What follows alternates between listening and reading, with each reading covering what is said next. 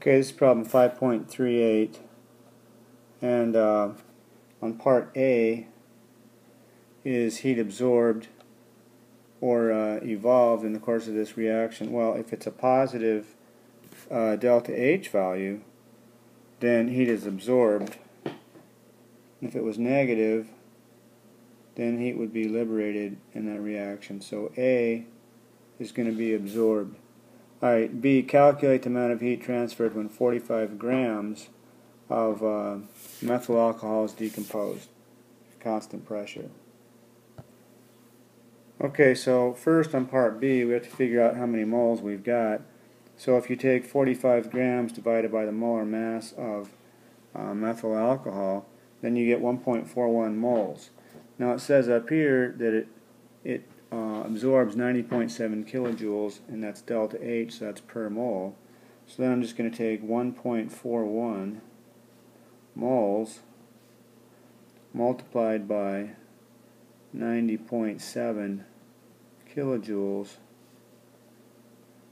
per mole. Okay, so that's about 128 kilojoules, and of course the moles cancel. Okay, so this is going to be for part, let me check this, part C. Alright, so it says you have 18.5 kilojoules absorbed, and then according to our equation up here it's 90.7 per mole. So if I divide this by 90.7 kilojoules per mole, that's going to tell me how many moles I would get with 18.5 kilojoules absorbed. Okay, so that turns out to be 0.204 moles, and so then according to our balanced equation, if I have 1 mole of the methanol, I get 2 moles of hydrogen, and they want to know how many grams of hydrogen gas would be produced when 18.5 kilojoules are absorbed. So 2.04 then has to be multiplied by 2. I'm going from a 1 here to the 2 here. So that's 0.408 moles of hydrogen gas. Alright, and then I just have to convert that from moles to grams. So hydrogen gas is about, isn't exactly accurate, but it's about 2 grams per mole, or in other words, what would that be? 0.816 0.816 grams of hydrogen gas.